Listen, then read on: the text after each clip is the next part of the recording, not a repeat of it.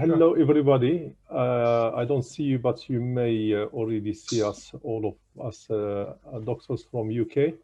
I'm Dr. CHEKAIRI. I'm one of the anesthetics consultants in the United Kingdom. Originally, I am from Morocco. And I've got my friend and colleague, Dr. Abushi OKARO, originally from Nigeria, and Fidel BAYSHEV, who is originally from Russia. They all have been here for, I think, more than 20 years, and we are going to take this opportunity to share with you some of our experience about medical career in United Kingdom. So I know that we've got people from different countries in Africa, some of them in Middle East, and as far as Russia. We are going to conduct this webinar in English. You've got questions, answers at the top of the screen. So please don't hesitate to ask questions, which we will answer at the end of the webinar. You can write in English, as you can write as well in French or in Arabic. We'll try our best to answer the questions as far as we can. So I think that we, on the menu, we will start with my colleagues talking about their experiences, how they got here, and how they progress in UK and what they do now, and tell you about some of the opportunities and challenges.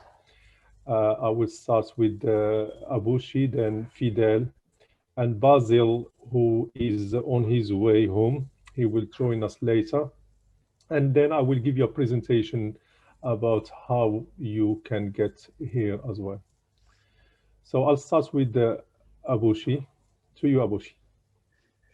Thank you, Ahmed. And thank you for inviting me. It's a pleasure and an honor to be joining this webinar. And of course, most importantly, an opportunity to talk to colleagues in different parts of the world. So yes, I'm OKARO is my surname. I'm Nigerian. As Ahmed said, I was born in Britain. I mean, I grew up here, came here many years, but I did go back to Nigeria to do my degree, and then came back. And I had to go through PLAB, which most people tend to have to go through the PLAB system. 93, I believe, 93. And of course, I wanted to be a surgeon, so I always pursued my career in surgery, which I was able to do. So I became a surgeon. I did the FRCS, part 1, part 2, part 3. Did a master's degree in surgery at the University of London, and did a fellowship in upper GI, which is my specialty, in Tokyo, Japan, for 4 months. So I became a consultant in 2005 in the NHS, and so of course I wouldn't be able to practice good quality surgery without my training in the UK. So it's been very helpful. So of course, anybody coming or planning to come to the UK to pursue a career in surgery, of course, I think it's essential, or any career in a higher surgical training, of course, or medical training. Now, I suppose the advantage I have is that because obviously having become a consultant here and obviously spending time and obviously working in the NHS as I did, I was, I had an ambition to obviously go back to Lagos, Nigeria, and do some work. And I started that 10 years ago. And I do it regularly. So I go to Lagos every sort of 6 weeks, spend a couple of weeks there and back here. And of course, it's been very interesting. Patients there come to London to see me. So I have a bit of a kind of a diverse practice, which is a bit difficult because I have to make time, but it's also interesting because I can treat people on both sides. I practice in London, in St. John's Wood, and also in Kent, and then of course in Lagos.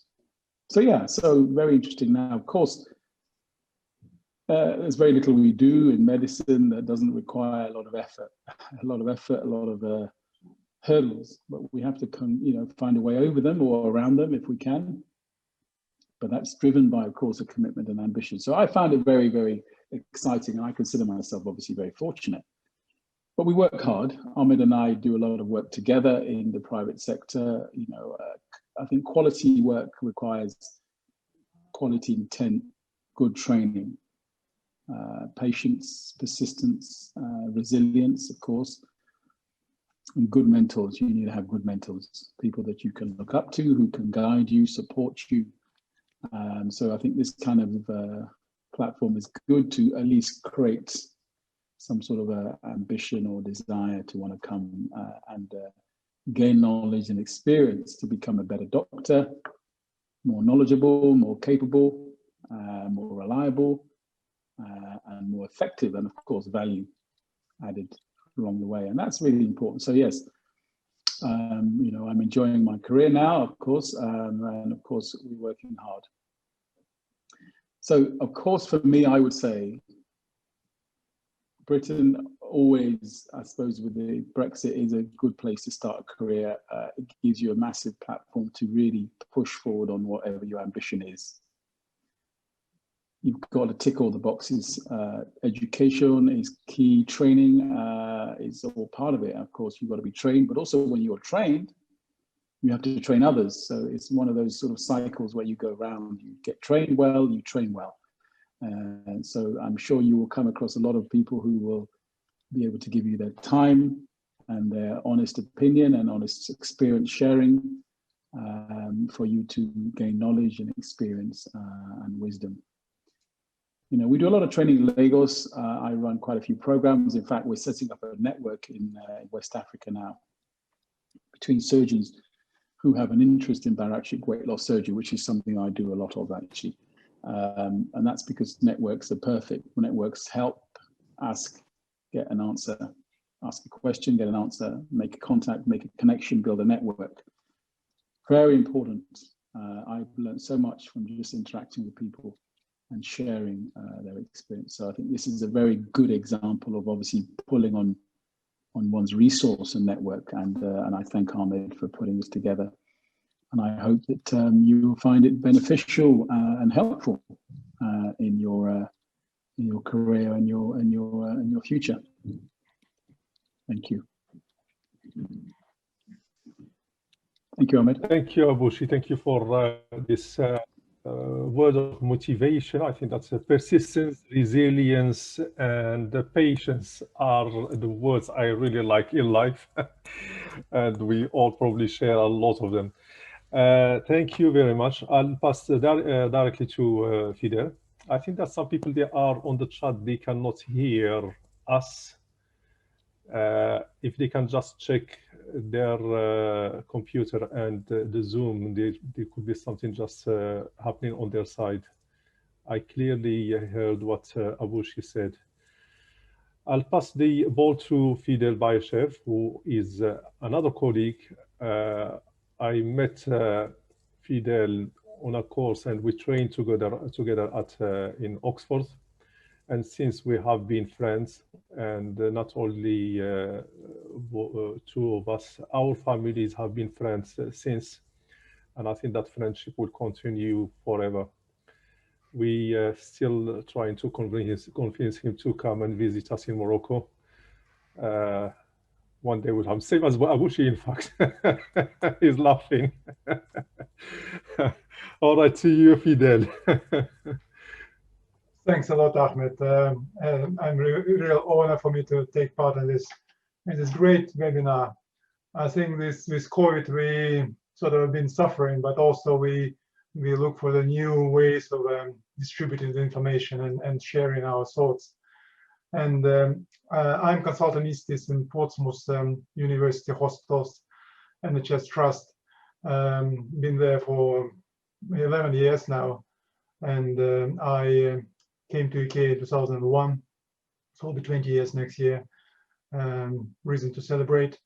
And when I started as a person looking for how to get entry to UK, there was not much information at that time for me personally. There was not much internet on internet, and there was no Facebook, obviously, and no discussion groups, nothing. So you have to sort of collect this information piece by piece, bits by bits, by networking and getting some other sources. So it was quite difficult. I think nowadays it's all there for you. Yeah, I mean, it's everywhere. You got GMC web page, you got Royal College's web pages.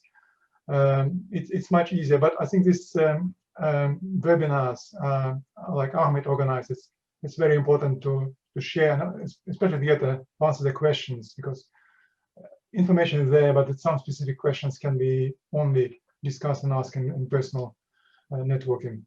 As I said, I did my I was doing the PLAB test in 2000 and passed it 2001. Ahmed asked me to share with you my experience. Obviously, the PLAB at that time was a bit different, so it was still written and a Viva part or OSCE part, but it was slightly different. But I mean, the principle is the same. So the JMC looking for a person who can safely practice as a doctor on the level of foundation year 2. So first day foundation year 2. So you just finished foundation year 1, and you start in foundation year 2. As a written part, MCQs, and as a OSCE or Viva station part. I'm currently a GMC PLAB test examiner for the last year. I can't get into the details because of this reason, but I can assure that it's quite a structured and quite objective exam, and it's also not, I wouldn't say it's easy exam, but it's a straightforward if you know what you're talking about. It's one of the routes to UK also, as we're going to discuss later.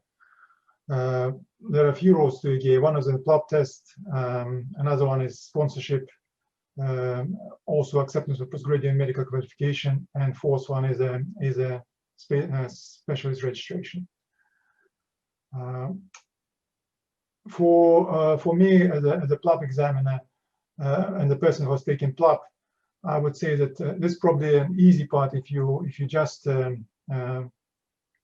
finish your internship and you're just thinking of choosing specialty and you decided to move to UK to get a special experience, and it's probably you get fresh knowledge from the university, and you can apply for you can pass the PLAB test and apply for registration with a license to practice with GMC.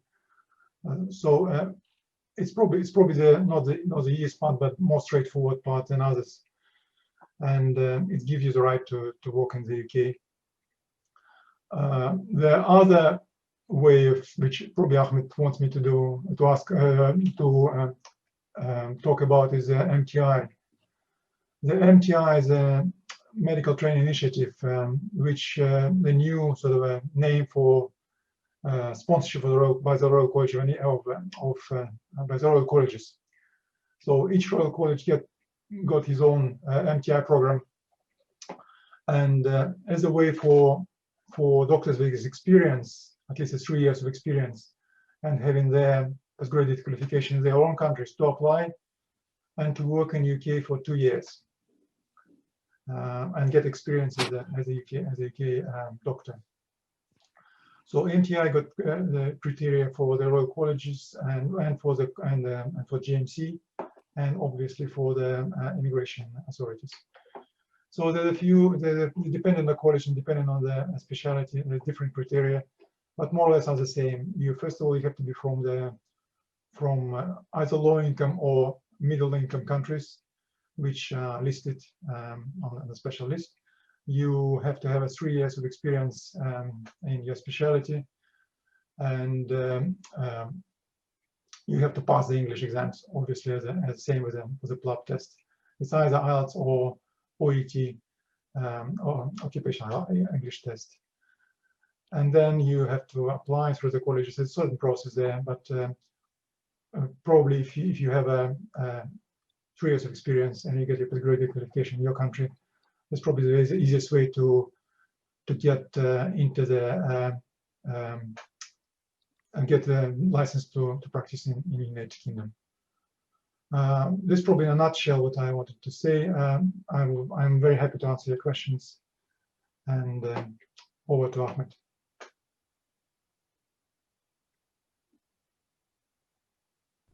Thank you, Fidel.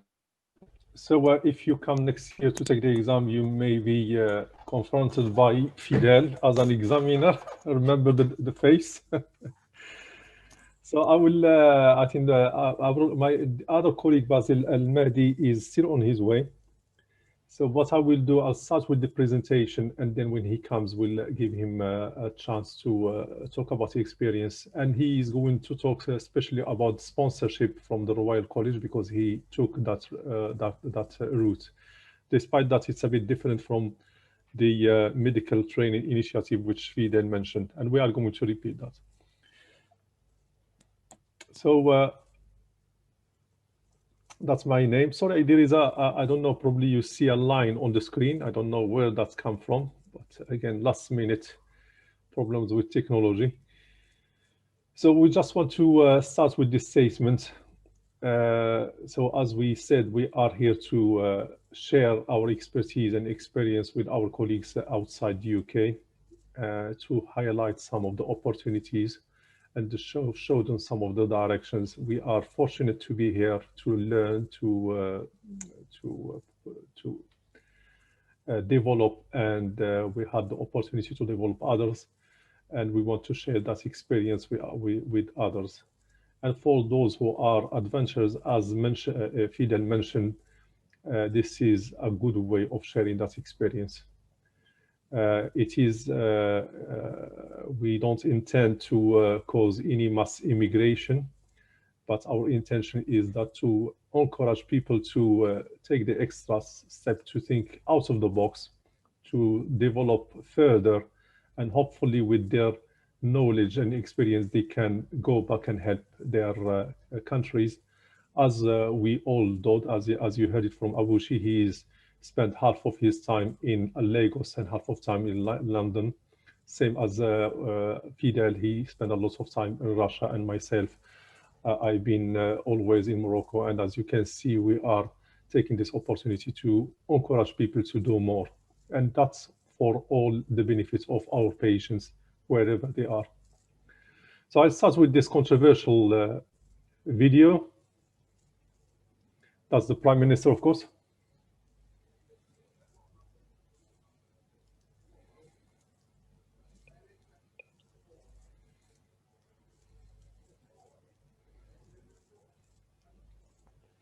So controversial, of course, as you can see, somebody from the public, dad of a child who is in the hospital, and he's complaining to the Prime Minister about lack of nurses and doctors in particular.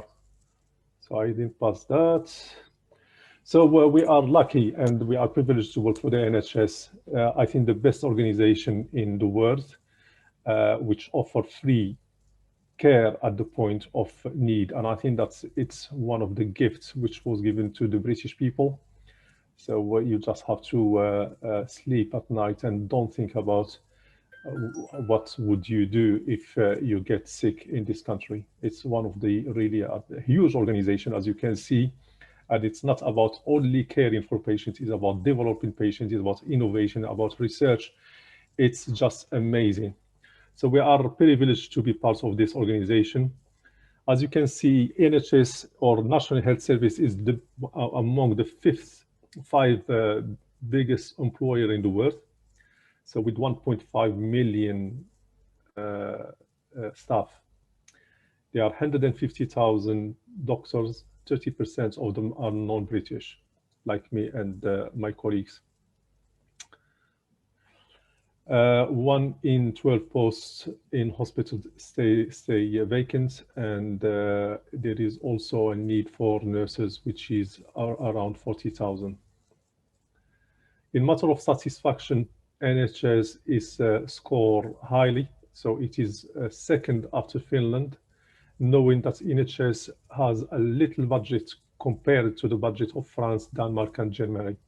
It's one of the most efficient health systems in the world and one of the most safest healthcare in the world. And as it is free, every pound or every penny counts. So everything goes to what matters to patients. I'd like you to know as well that UK comes first in quality impact of scientific research, and Oxford and Cambridge universities come on the top of having the highest number of masters in medicine. There are 33 medical schools in UK.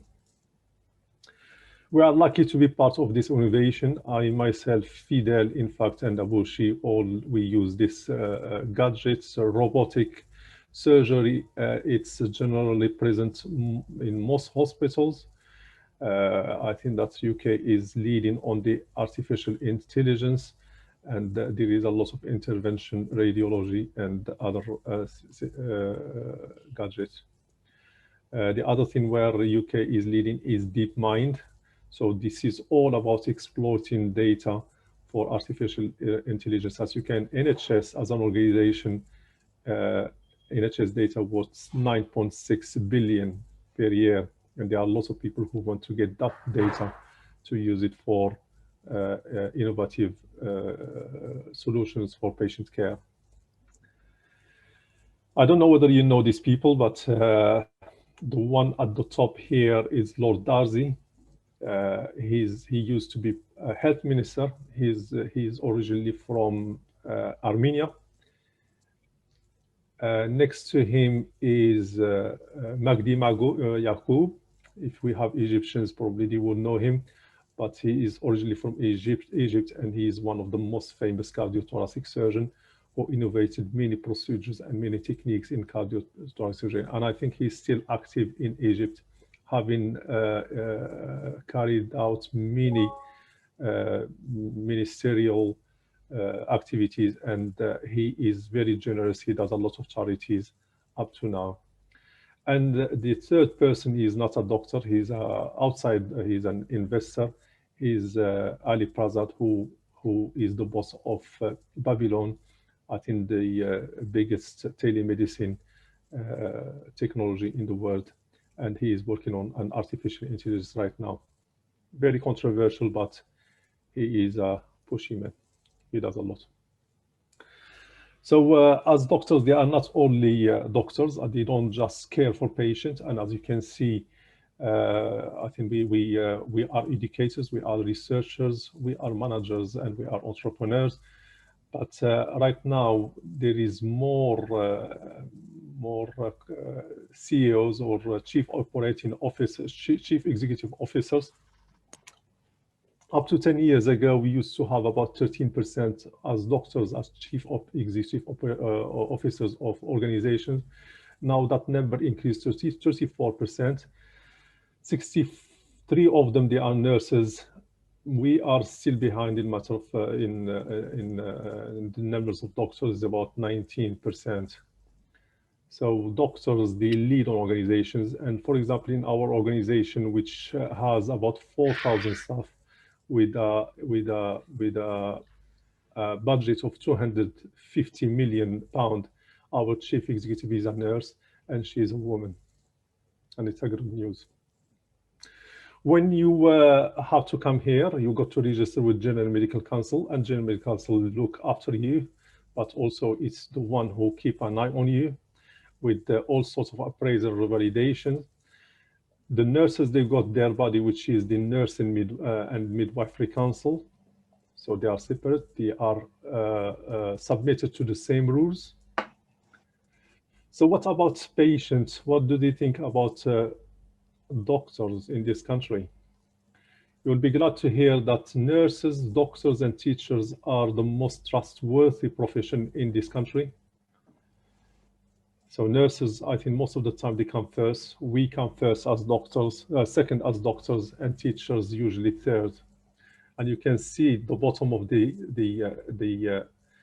league. You got the politicians, the journalists, the estate agents, and the solicitors are down as well somewhere.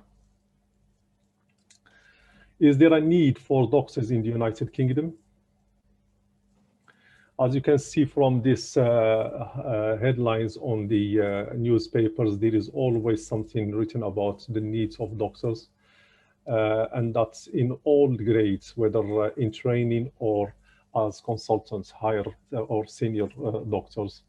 And the same thing applies to nurses. As you can see, 40,000 vacancies of nurses need to be filled.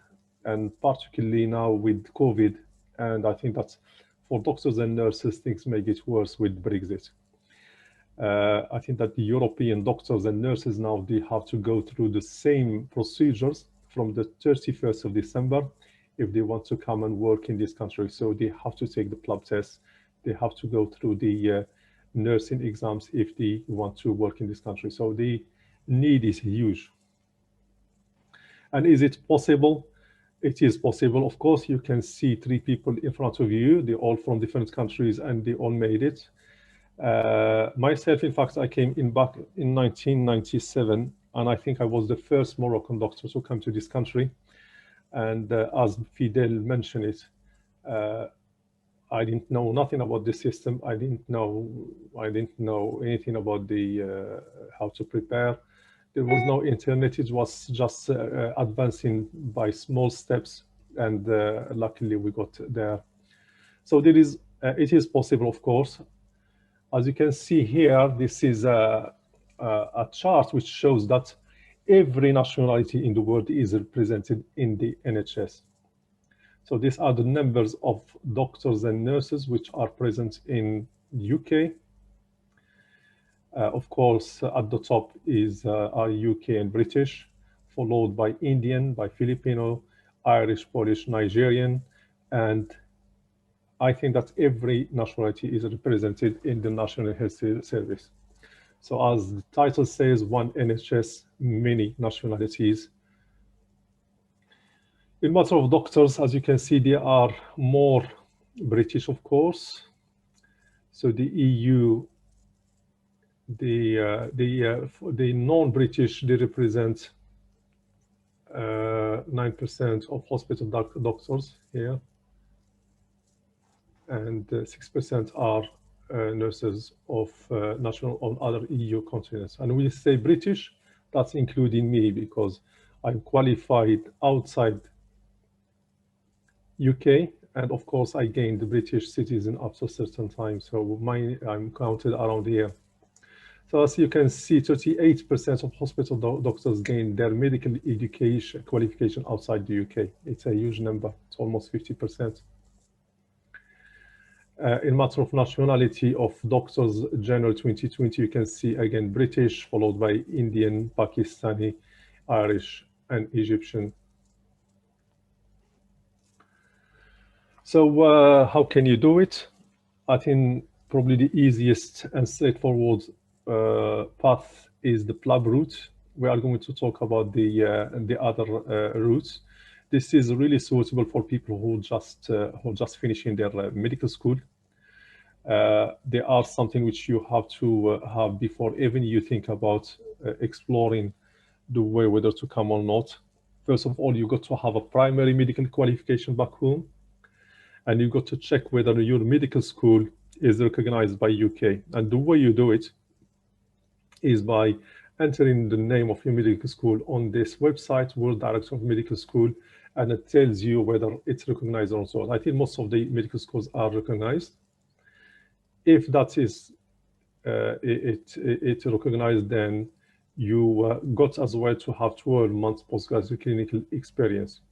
That could be, for example, a house officer job in your country after primary medical qualification. So this is that should be that's the basic. So the first step you have to do is the English language. And without that, you cannot advance for any way to get into UK. So you got 2 options, either the IELTS or the OET. So the IELTS is the oldest English exam which check the competence of doctors and nurses, whether they are capable to speak the language or communicate in English. The score should be 7.5, at least 7.5. With a minimum of 7 in each section: writing, speaking, listening, and reading. Forget about this line. This is for nurses, the second line. So it's 7.5. When I took the exam, it was 7, but they have to increase raise that to 7.5. The other new exam is the Occupational English Test for Healthcare, which has the same section, but you've got to have a minimum grade of B in each testing area. I think that's people, I didn't take the OT. I don't know what the OT is about in details, but people tend now to take the OET as it is more relevant to healthcare and medical care. So step 2, once you have the exam, that time you can register with the General Medical Council, and you register for the part 1 PLAB test and part 2 PLAB test plus part 2 once you pass the part 1. So the first part is written, and it's generally about MCQs, 180 MCQs in 3 hours. There are different centers where you can take it, and there are different times in the year. So there are centers in UK, India, Pakistan, Nigeria, Egypt, Sudan, UAE, South Africa, Canada. And once you pass that exam, you are eligible to take the part 2 PLAB test, which is generally objective structure clinical exam, OSCEs. I think that Fidel, as the examiner, he knows more about these things. I think it's about 16 stations, and each station is about 8 minutes question. The only place where you can take the part 2 is in Manchester. So there is only one center right now. And OSCEs is about practical things, it's about skills, really about what you can do. The part 1, it tests your knowledge. The part 2, it also tests your skills and your attitude. So it could be a scenario where you communicate with a patient, or you examine the cardiovascular system of a patient, or you have to deal with a cardiac arrest. And it's very structured, it's very fair, because each thing you do, it's marked separately. Obviously, when you pass PLAB 2, I think you just have to celebrate. I think one of the biggest celebration you can have in your life is when you pass PLAB, because that's, you've got the green light to practice in the United Kingdom. So the step 3 is to apply for full registration to the JMC and then look for a job. So you can start working in a hospital.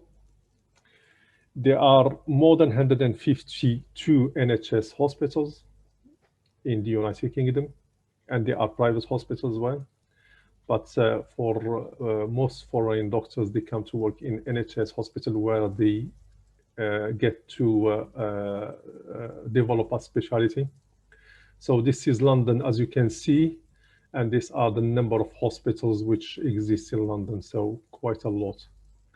Most of the jobs are advertised on the BMJ, British Medical Journal Careers, and now there is an NHS website which has jobs. So every week now, with the technology, every day you will have positions which are advertised. You can also get a position by just through the word of the mouth. Just to warn you that once you pass the exam, most people, they will have to pass a period of clinical attachment or observation for 3 to 6 months. It's essential because you need to learn the system. You need to know how the hospital works. And this part of this is an unpaid job. And generally, again, most people, when they get this clinical attachment, they are likely to work in the same hospital. So this is your career. This is the path to once you take the PLAB, you pass the PLAB, you start at the level of CT1, and then you do 2 years in that. It all depends which specialty, so whether surgery or medicine, psychiatry or other, but generally is the same path to get to a consultant position, which is the highest grade of practice in the UK. It's a senior hospital, senior doctor. There is another path for general practitioner, GP. So family doctors, they are trained as well, and they have to spend 3 years after they register with the general medical, when they have full registration. There is more details about this, but generally it is how long it would take you to be a consultant. During that time, you've got to register with one of the colleges, the one which will oversee your specialty. See, if you are a surgeon, you are going to register with the Royal College of Surgeons. If you are interested in anesthesia, you are going to register with Royal College of Anesthesists. And these are the colleges which oversee your specialty and your training. So they've got a curriculum, so they assess you throughout in matter of your knowledge, your skills, and your attitude. And each college, it has a kind of exam, which are called fellowship or membership. So that's done during your training as you are working, as you are earning. If you remember, I showed this slide at the beginning, and I mentioned about 12-month postgrad clinical experience. If you can still take the PLAB test without having a 12-month postgraduate clinical experience. But if you, in that case, you are likely to start at the foundation training at F1, F2. I think most of schools abroad, they do house officer job parts of their training before even they get qualification. So this is not advisable. The General Medical Council, they advise you to do 1 year experience before you take the PLAB. And it's beneficial for you because you do everything back home and then you start at a higher level. So the other ways of getting into UK is the medical training initiative that Fidel mentioned, or General Medical Council approved sponsors outside the MIT scheme. There are also some posts which are advertised by hospitals. So there are hospitals, they always need doctors to cover rotas and all that. So these are jobs you are going to be working, you are going to be earning, but they are not posts which are recognized for training. So you may do that for, if you are happy, you can just do that for your life. You can have a good life just doing that, those social jobs. And there are positions which are, they come with own funds. They are government, for example, they send their doctors to acquire specific skills, for example, robotic surgery, and their government, they pay for their training. So they are, these people, they come to the hospital. The hospital employ them and train them, but it's the government who pay the candidates. So they pay for their doctor. And they come in sort of special schemes with different, with the special university hospital. I will let Basil to talk about the medical training initiative because he went through a similar process. And as I said, at the end of your career, so either you are going to finish and as a general practitioner, and you can work at NHS, public sector, or the private, or you can work at both. The other possibility is a hospital consultant. Again, you work in NHS, private, or both.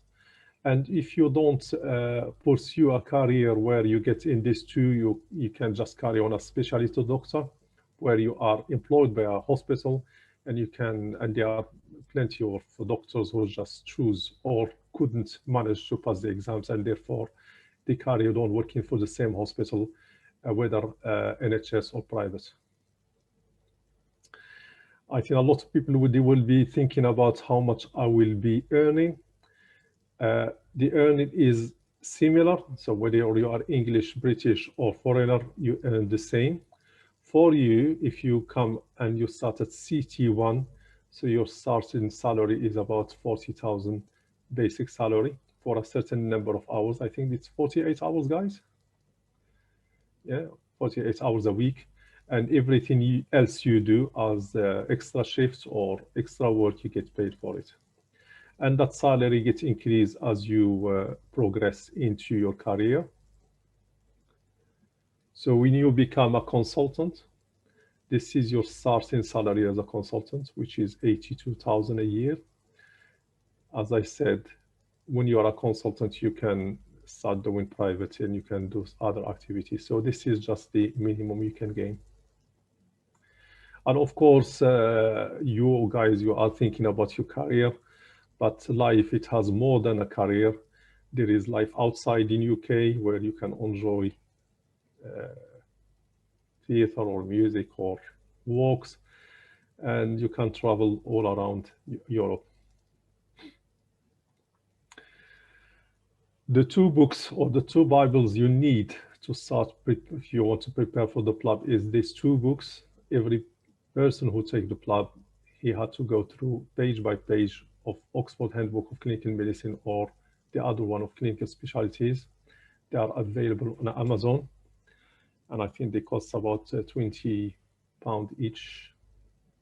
These are the books where the starting books. You cannot really pass the exam without these books. Now there are plenty of books. There are plenty of courses. I think that the help is there. So how can we help you from our side, for Better Health? So as you see, we organize a webinar. We are going to carry on to give you advice, and we built up a forum which we called ABH English Medical Arena. So you can register there, exchange your ideas and ask questions. We've got some courses. I think that whether you are taking the exam or you are thinking about it, I would advise you take the English language for doctors. It is good for you as a doctor back home anyway. And there are courses for the IELTS, the OET, and PLAB 1 and PLAB 2 courses. People, they would question which one is better, IELTS or OET. I hear from people that OET, it's probably better, and doctors, they found it better than the IELTS. We are getting there to finish. These are the adverts for the courses which are available on our website. And then thank you, and I wish you very good luck. I will pass the hand to Basil to talk about his experience, and then we will look at your questions and answer them. Thank you, guys. Basil? Hello. Yeah. Hope you're hearing me well. Hi, I'm Basil ALMAHDI. I'm one of the Iraqi consultants, Iraqi in origin. I'm British citizen now. I came to the UK around 20 years ago, and I took a different route.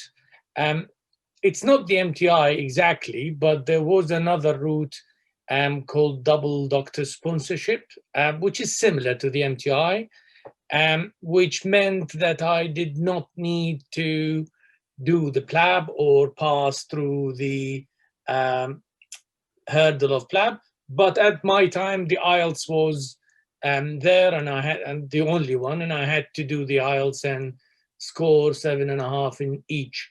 So that was the hurdle, and I passed it before. My story goes back to being experienced in anesthetic in the field of anesthesia. I've trained as an anesthetist in Iraq, and then I went to Jordan and I retrained in anesthesia under experienced, well-recognized fellows of the Royal College of Anesthetists at the time in Jordan, and I joined their training scheme. So I had a background of experience, few years of experience in anesthesia, and I had training under the supervision of a recognized tutor by the Royal College of Anesthetists.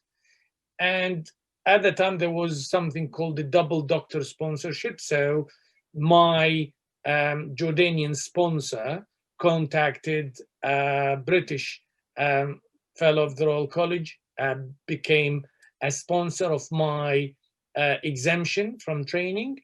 And I joined the GMC on that base. To start with, there was a limited temporary registration until I got a job. And then once I got my substantive job at the time, which was non-training post to start with, then I had a full registration, applied for training post, got into the training, got my, at the time there was an SHO SPR system, same number of years, but different names for what we used to do. but altogether through 7 years of training, from joining the NHS to becoming a consultant. I had a couple of extra years, one before joining and one as an LAT. So altogether, within 8.5 years of joining the UK, I became a consultant, and then I found a job within the area of my training because of my experience and my kind of merits that I showed what I can do and what I stand for in practice. And that's how my story unfolded. Then I became a tutor. I'm undergraduate tutor. I am educational supervisor, and I tried to pass my experience and knowledge and training back to home. I set up training kind of courses back in Iraq. I went and taught in the medical school. We did, at the time there was war and unsettlement, so we did one of the first kind of internet-based webinars in 2004 and 5. I went and I became a specialist in anesthesia, and I had a subspecialty in chronic pain medicine. I went and did courses to introduce chronic pain medicine to the national health back in Iraq, and did a couple of courses about resuscitation, especially in the era where there was lots of kind of unsettlement, and which is still the case, but it was much worse at the time in 2005, 2006. So it was much more needed than now. It's still needed though. And that's how I try to keep in connection with the back home team and trying to pay back to those who trained me and to the system that started me as a doctor. And where I am. I'm gonna share with you the current regulations and MTI, which is available on the website of the Royal College of Anaesthetists. And basically, on the website, there is the Medical Training Initiative, the MTI, and currently you can go to the Royal College RCOA website and join the same web page by just putting Medical Training Initiative in the search. It talks about the regulation, what is needed, which changes all the time from day to day, but it is a way or a route to exempt you from the PLAB examination. You need to do the language test, either the IELTS or the other one.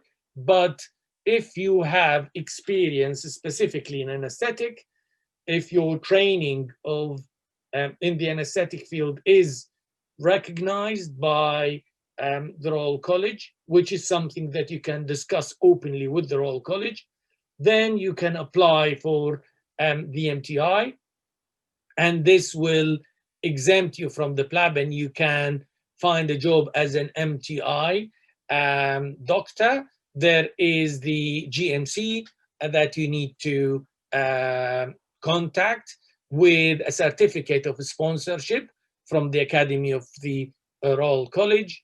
And then you'll be eligible to work as a doctor in the NHS, and you'll be eligible to set the FRCA examination after you obtain the right amount of or time needed in a training post. And this will give you a 2 years, currently a 2 years visa to work and train and study and fulfill the examination in the UK. And then after that, you become a full qualified fellow of the Royal College, and then you can apply for a job on that base, on the base of being an established fellow of the Royal College of the anesthetist, and then that is not a kind of limited to the 2 years training that the initial MTI may limit some positions to. So you need to first contact the GMC before the GMC, sorry, the Royal College, to verify that your training is eligible for the MTI.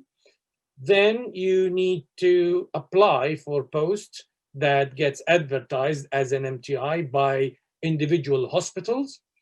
And then if you get accepted, then the Royal College and the hospital will work at establishing a certificate of sponsorship from the Academy of the Medical Royal Colleges, which will exempt you from the PLAB. That's my experience and my knowledge about the MTI in anesthetic. I know that the MTI is available in other subspecialties and other specialties, but I don't have an insight into the details and how to do it. I assume it should follow the same basis. So the Royal College would be your first contact to verify that you are eligible for such a scheme. They look at your training and the evidence that you provide. Then you search for an MTI job on the appropriate platforms. And then once you get the job, we did have a few jobs at our hospital and we advertised. And then we had a Skype at the time, Skype interviews with candidates. And we had successful candidates, as Dr. CHEKAIRI knows, and they came for a couple of years, did the exams, went back home. Some of them came back. One of them is currently a locum consultant in our hospital on his way to becoming a permanent consultant. So it works. It's hard work to start with. It's just because of your experience and your background training in the subspecialty that you're training through, that kind of exempt you from the hurdle of the PLAB and may offer you an opportunity as an MTI to start with in the NHS. I would stop there and go back to Ahmed CHEKAIRI for the rest of the presentation. Thank you very much, Basil. It was a good presentation. I think that you cover a lot. As you mentioned, the MTI is another route, especially for doctors who already practicing back in their countries. They still have to take the English exam. Without that, you cannot start talking to General Medical Council or the colleges. But it's another route, and it's possible. So now I think that we'll start answering some questions. I will answer some and let my colleagues Fidel and Basil to answer others. I'll start from the top. Ilmitri is asking about, do I have any chance to apply for clinical genetics and how can I do, how it can be real? I think that you can apply for any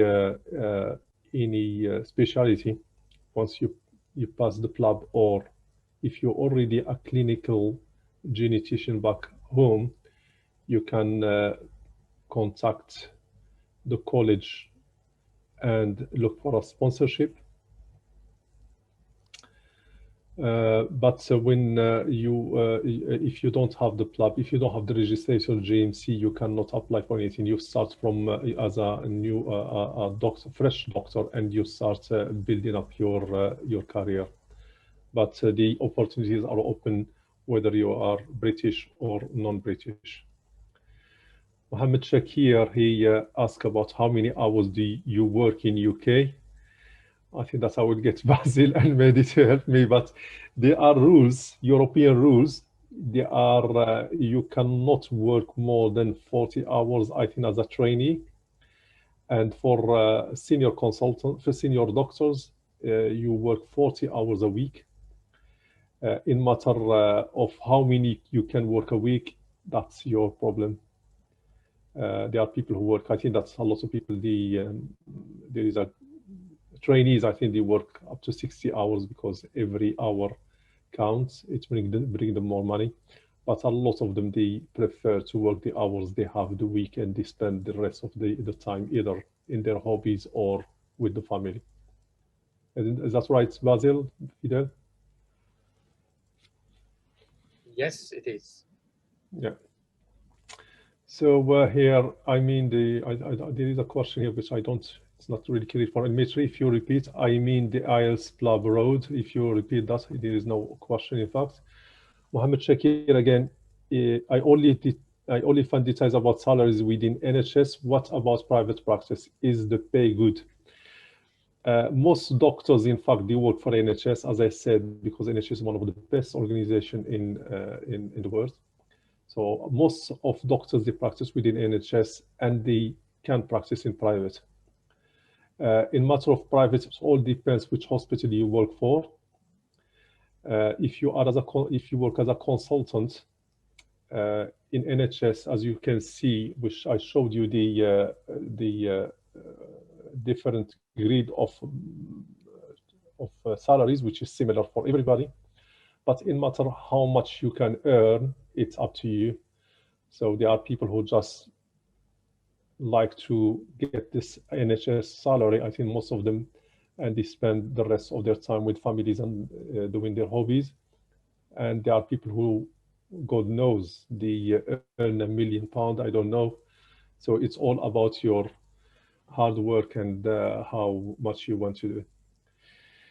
So an anonymous attendee, he wants a certificate. If you send us an email, we can send you a certificate. I don't know what it's going to help you with, but we are happy to send you a certificate. And Mohammed Shakir, again, he compared the US and UK. So compared to US, the pay in UK is low. A consultant can only get £100,000 after about 30 years. In USA, they get tripled of that after finishing residency. I'll answer from my side and I'll let the Basil and Mehdi to give their opinion. For me, I think that's, and I think a lot of majority people, I mean, at certain age realize it's not only about money. I think there are a lot of things about life and whether you want to live in US or UK, that's a preference.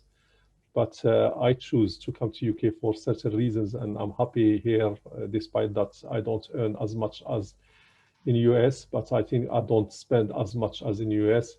So that's a preference. But as I told you, even in UK, you can earn up to £1 million if you want to. That depends on how much you want to work and all that. So what do you think, Basil, Fidel and Basil? I'll leave that to you. I think, I mean, obviously, it depends where you work in UK, which specialty, which region. As a consultant in London, you can earn much more. If you're a plastic surgeon, you can earn quite a lot. I mean, it depends what you want. As Ahmed said, what do you want to do with your life? I mean, if you think hour for hour, the salaries in USA is obviously higher than UK. But you shouldn't forget that most of the USA is a private medicine, and it's slightly different approach. And it depends what you want. I mean, it's not only salary, not only money. I think you have to look at this picture in general, and it's a life-work balance. It's also very important. I can say that the NHS salary for consultants is stable at, as Ahmed shown you the figures, and on top of that, if of course certain subspecialties will earn more, but it's time dependent. You can double your salary. You can make as much as you make in the NHS, but that means you'll have to work roughly as much as you're working in the NHS, which is another 48 hours a week. So, and then the tax will come and take a big chunk of your income, because the tax is related to how much you make, and there are tiers of the tax. So the more you make, the more they take in percentage. So it needs a clever accountant to tell you how much to work and when to stop, because beyond certain numbers, if you work more, you'll achieve nothing. The taxman will take it, almost all of it. So it's a balance. And if you are, well, kind of, you've got the money as your goal, the American system is much more rewarding financially, but the work there is much more consuming, and the hours are, to start with, maybe inhumane for residents, doctors. And their system is different. You've got the USMLE exam, and then you need to go there and try your luck. There isn't any sponsoring, any help, any support. You'll have to make yourself. It's a make or break in the USA. I know of a couple of doctor friends who went there from Iraq, same year I graduated, and tried their luck and could not get through the system for many reasons, and they failed and came back home. And I know of colleagues of mine who, when they are making hundreds of thousands, much more than I do. So it's how much you want the money and how much you work for it, and where. So Mohammed Shakir again, he asks, so why one would choose UK? I can tell you from my side, when I was, I don't know how old are you, but when I was young, I came to build up a career in UK. I always wanted to do a specialty in UK. Currently, I enjoy UK because I like the life. I got a good life for my daughters, and they go to good schools. I don't enjoy going to the West End and listen to and watch jazz. That's why I like UK. So my reasons have changed from when I came initially here and how they are, and I don't think that I will change that for the USA. I think we got to run a bit. Abdurrahim Burial, good evening. He's asking about whether ENT is competitive and whether an African citizen, like particularly Moroccan medical scheme, couldn't do it. As I said, the system is fair. And as I showed you on the presentations, you can be health minister if you want to. So it all depends on your hard work and how far you can go. So I don't think that's, and how much work-life balance you want to achieve. So once you pass the blood, and you remember whether you are in your country or in UK, the pyramid, it goes up, and there is the summit gets a bit tighter. So but ENT in particular, I don't think it's you can get it. Can I say something? Yeah. Was it? Previous kind of secretary, health secretary, a while ago, Lord Aradazi. Lord Aradazi was Armenian, who was born in Baghdad and went to the same secondary school I went to, and then went to Ireland, and then came here, and then he became a Lord and a health secretary, and set up a big chunk of the health authority kind of plan in the late labor arena. So the opportunity is there for people who work hard. Yes, there is a degree of bias. We cannot deny that, but it's not a block. for African, European, Asian. There's no block. There's no never. Thank you, Basil. There is a question about somebody from Anonymous. He asked whether it's hard to get selected to internship, particularly during summer. I mean, the people, they get appointed throughout the year, whether you come in winter, summer, or it all depends on the position which are available. And I can tell you that there are lots of positions are available, and there will be probably more positions available after the Brexit. Maha bin Yedder, apparently from Tunisia, she asked whether there are any Tunisians. As I showed you on presentations, I think there are doctors from all over the world with different sorts of ratios. And that takes me to a question from an attendee from Morocco who said why the Moroccan ratio is so low. Like, what are the difficulties that lead to that low ratio? Really, I don't know. I am Moroccan. I came in '97. I don't understand why it is low. It's people didn't follow. I think that there is I would encourage Moroccans to come to UK, because I think that we need people who learn from a different system, a system which I think that it's one of the best systems in the world. So just take your exam and follow your desire and your ambition. There's somebody, Abdel Ghani from Algeria. Hello, thank you for this webinar. I am a dentist student in Algeria, and he's wondering whether what are the procedures.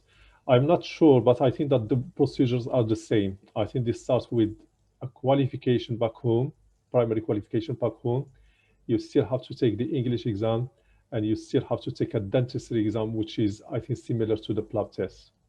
The best thing, if you want, you email me or email our our service, and then we'll send you the link where you can get more information. Barani Mariam, thank you very much for the presentation. I would like to ask about the best route for specialized doctors. So I think that for specialized doctors, as we said, you can take the PLAB, or you can do the MTI, the Medical Training Initiative that Basil and Fidel mentioned. So if you get to the forum and ask the question, we can give you more information on that. Somebody is anonymous. He asked, I want to ask Dr. CHEKAIRI, where can I, as a Moroccan, take the PLAB 1 exam? I think that's the nearest exam center is, I think, in Madrid, in Spain. But all depends when you want to take it, because it has specific dates. So it could be Spain, it could be London, or Cairo, I think. So it's you choose. But it all depends on the when you are ready to take it. Can you see the questions, Fidel? Neurologist from Morocco, I can see. Yeah, there is one anonymous. I just want you to take the lead a bit, so at least you change a bit of accent. Yeah, I can. So yeah, I can take about neurologists from Morocco and questions about MPI road.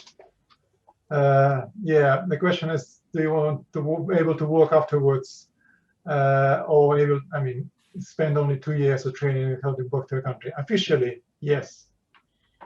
You have to do 2 years of training and go back to your country. But nobody will stop you from applying from your country and having already get GMC registration, because it stays there. It's not a time spare. So you still got your GMC registration at hand, and you got experience, and you got references from UK consultants. Nobody can stop you from applying, but Royal College obviously doesn't want a brain drain from the low income or middle income countries, and they don't want doctors leaving their countries and going to UK in a view of permanent permanent work. So it's possible, but officially you're only coming for 2 years. Yeah, 2 years as a Fidel, but we've got in our department somebody went, I think they went back home and then come back. Now he's a consultant.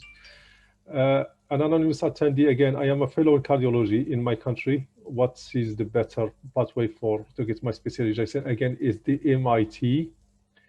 You just, as Fidel, Basil show you the website, you go to the Royal College of Physicians website. You can ask us by email, and you find all the information there. But again, you've got to take the English exam before you do anything. Mohammed is asking, is there a way for residents specialists to go in the UK? Yes, that's what we've been discussing. By the way, the presentation will be available in the next few days, including this question answers on our website if you want to go back and look at it at your own pace and own time. Another question here, can you please repeat conditions of admission for medical journalists to do a specialty in England? I didn't understand that, to be honest. Conditions of admission for a medical journalist. Well, if you are, does that mean that you don't have a specialty? If you don't have a specialty, again, is the same, whether you want to take a blood test, and a lot of people do that, or you can apply for an MIT post. Evgenia, I hope that I pronounce your name right. Thank you for the prize, Dr. Ahmed. Brilliant presentation. Thank you for that. Could you tell, please, in more details about the procedures of applying for a residency after passing PLAB and obtaining full registration GMC? As I said, when you pass the PLAB, you get full registration for the General Medical Council, and then you are free to apply for a position in a hospital. So, as I said, you are going to do a clinical attachment, which is an observation for about 3 to 6 months, because it's important to know the system. It's different from wherever you come from. And then you get the first job. So you get a salary. So you start living your life. And as you are doing the first job, you can start looking for the specialty you want. And there is a procedure you can do that on your own time. So we will have links on our website which tells you exactly how you do it, and we will have a forum where we can exchange ideas. I would like to give you more answers, but I just aware of the time. We are already 19:20. I want to go for as many questions as I can. So, anonymous attendee, what is the main purpose of For Better Health Academy? I think the main purpose is to bring training and development to people. That's what we are trying to do in different specialties. We are just starting the platform, and the mission is to bring affordable quality training wherever you are, and it's dedicated mostly to African and Arab world. How are you, another anonymous attendee, how about pursuing medical studies during the degree course before obtaining General Medical Council from Morocco? So in fact, you can apply, and I know there are medical students, you can apply for a position to study medicine in UK. I don't know exactly the procedure, but if you can afford it and you can pay the university, you can apply after your A-level or baccalaureate. And the advantage of that, once you finish your degree, you directly go for the training. So after your 5th or 6th year, you can access the training directly without any other exams. And in fact, you can get a salary straight after you finish your training. So I think that that's probably the advantage. Of course, the advantage of quality of medical school. But I think that you can apply directly to universities or to UCAS. There is a system. If you want to send us a question, we'll advise you where to start. This is a question to Fidel. from Dimitri. So regarding the courses, there's lots of courses. You can search them online. I personally had the course somewhere in East London 20 years ago. We definitely need the course for part 2, I think, because it's a lot of clinical scenarios which you can play with other candidates, and I found it very useful, especially for me, which came from Russia, and I sort of wasn't aware of UK system. It's slightly different. And I think you need to go some kind of course, or you need to find yourself a buddy to practice like breaking bad news, practice examining a patient, practice doing CPR on a mannequin. So it's a lot of things to practice. So you don't need the course for PLAB 1. You can study just study the facts, but for PLAB 2 you need a course. I can also answer the other question, which was regarding the European diploma in anesthesia intensive care. It's another way which we sort of is probably slightly overseen today.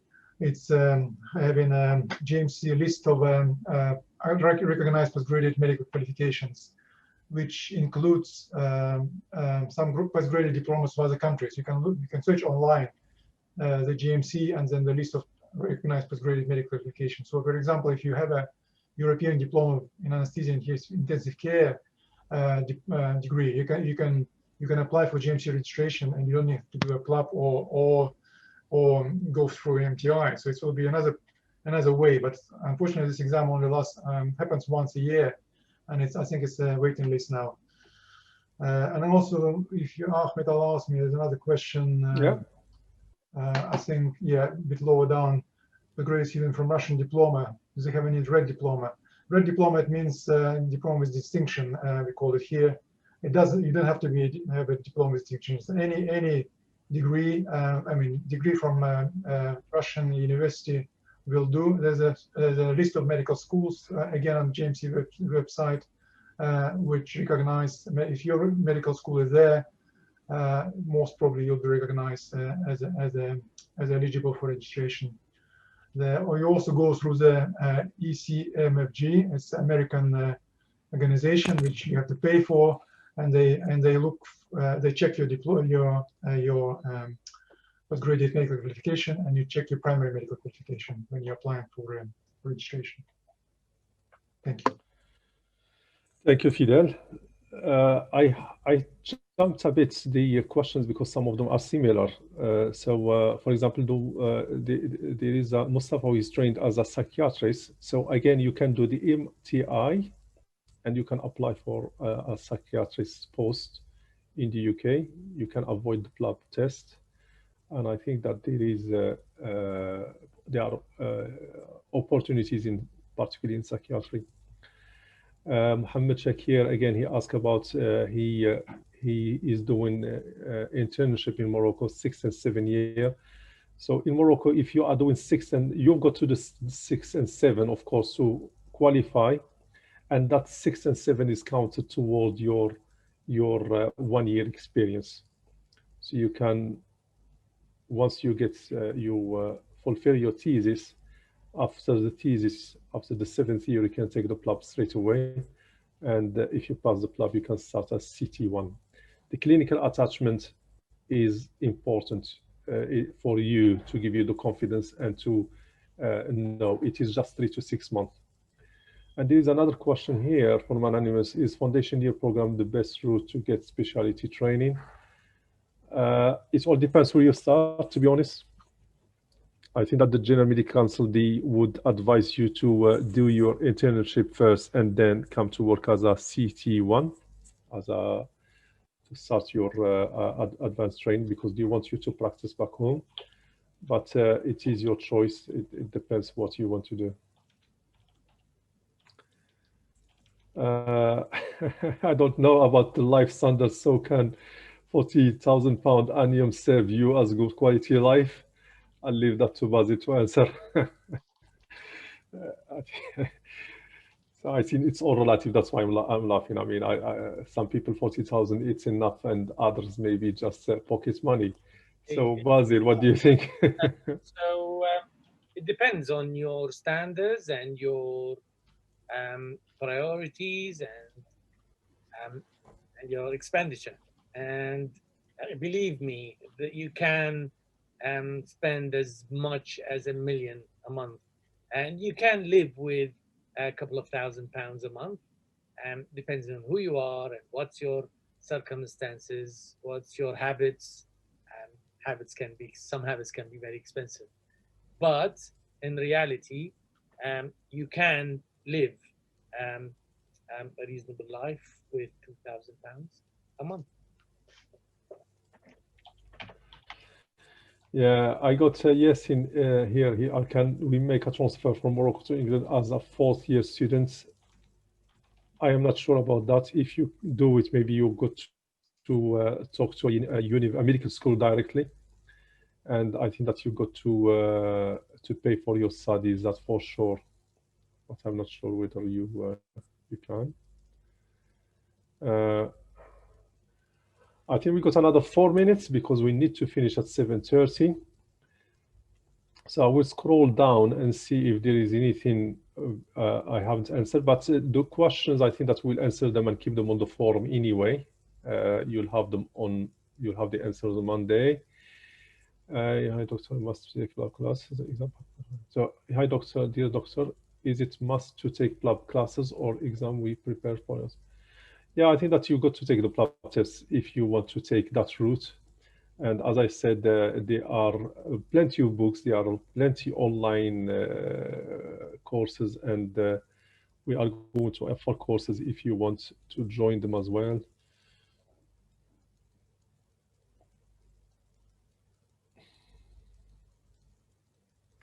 I got Graham here, my colleague, who is my friend. I'd rather look at his question and answer it, otherwise I will be in trouble.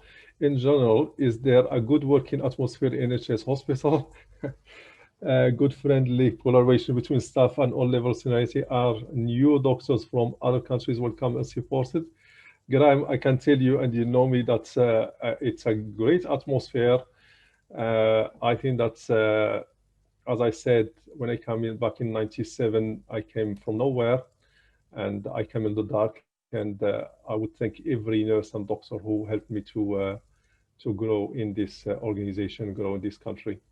And I can give you specific examples where really there were some good people to help you through. Of course, every organization has pros and cons, but generally, I think NHS is a great organization, and I think that Fidel and Basil will share that with me. Okay, I think that probably we won't be able to answer all the questions. If you don't mind, you will have the answers on the forum Monday, hopefully. And I think that will give it an end. Thank you all, guys, for attending. Thank you, Fidel and Basil for, and of course, Abushi, who already on the road to Kent, for participating and supporting us in doing this webinar. As you said, it is a good way to share information with our colleagues outside UK. And I hope that it was useful for everybody, and I wish you good luck. I'll let Fidel to say a word before he goes, same as Basil. And before that, in fact, I'd like to thank our team in Casablanca for organizing this webinar, and they are still there making sure that it goes well. Okay, thank you, Fidel. Thank you. Thanks, Ahmed. Joel, bye. All right, thank you. Have a good evening, and take care.